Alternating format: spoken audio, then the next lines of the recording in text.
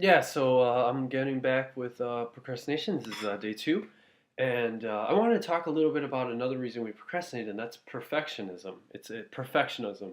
Perfectionism, if I were to define perfectionism, it's a personality trait that always tries to do things perfectly. In other words, without flaws.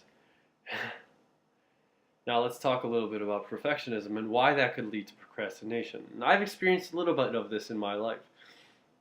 Perfectionists will often only wait for the opportune time to do something. In other words, they won't start until they have all the time they need to start. And if they feel that they won't have enough time to start, or if they feel that they won't do a good job, they won't attempt it. They won't attempt to do what they're doing because, well, then they won't do a perfect job. They'll do a subpar job. And to them, that's just not good enough ever.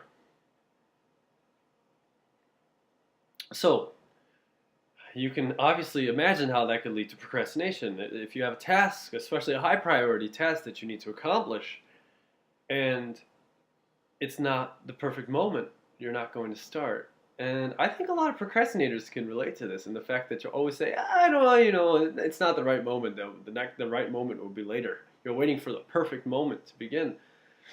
I'd like to talk about that a little bit in life.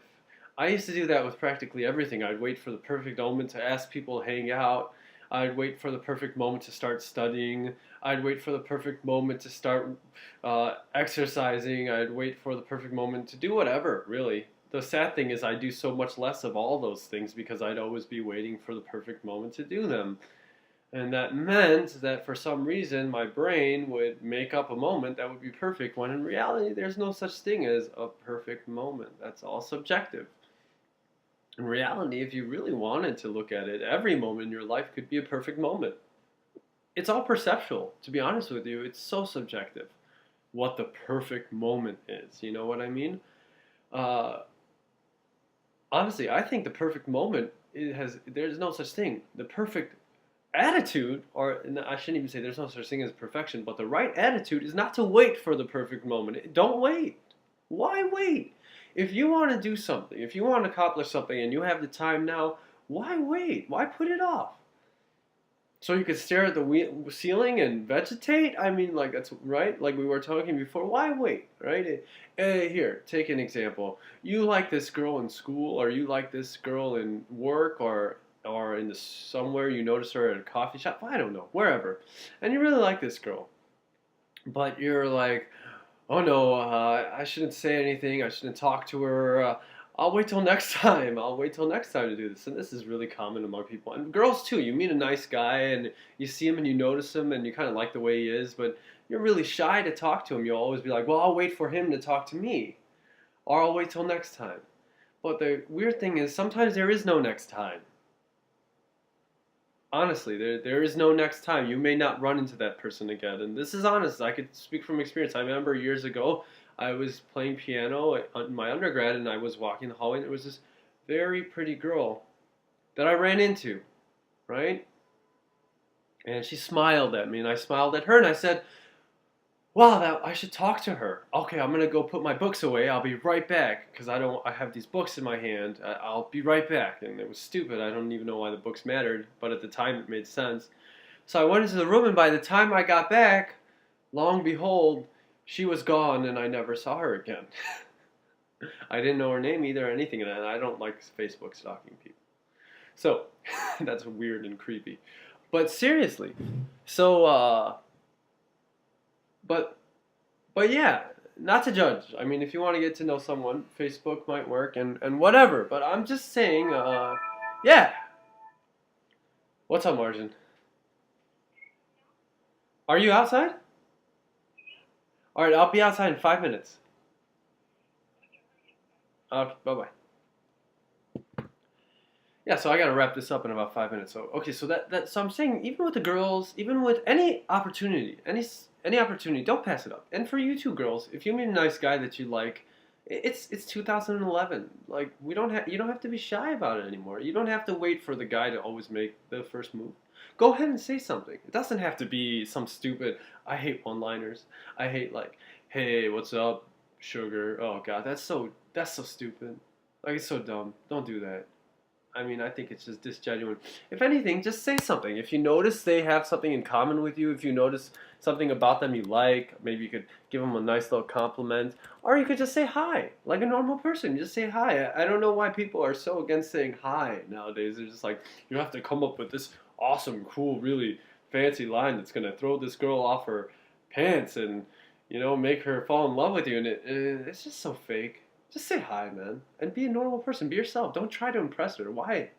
Why are you gonna spend all this time trying to impress people, man? Forget it. If you're interesting, they'll like you. If you're not, there are plenty of other people. Millions, billions. Seriously. All right. Okay. But now back to procrastination. So don't wait for the opportune moment to do stuff. Honestly, don't. There's no. It's not necessary. So this is another lie that we tell ourselves that helps us reinforce our procrastination by waiting for the opportune time to begin. There is no opportune time, my friend.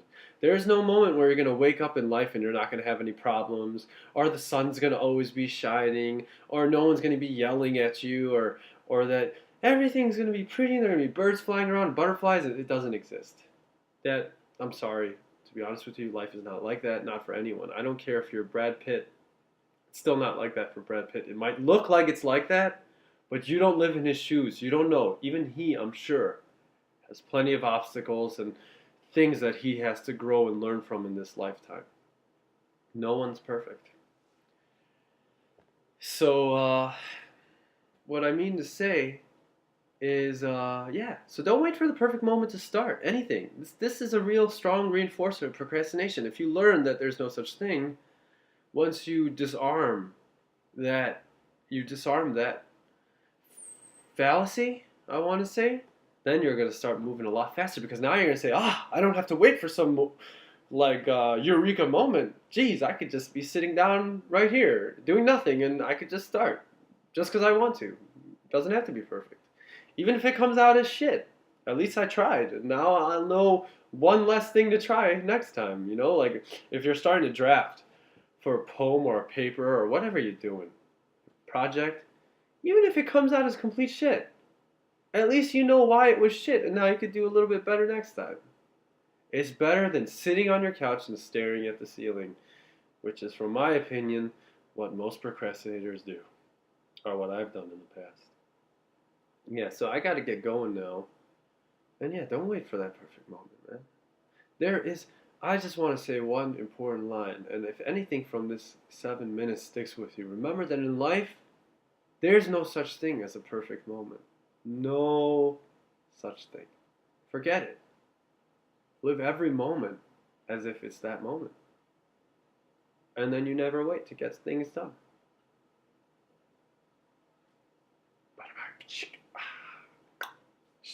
Alright, I'll see you later. Bye-bye.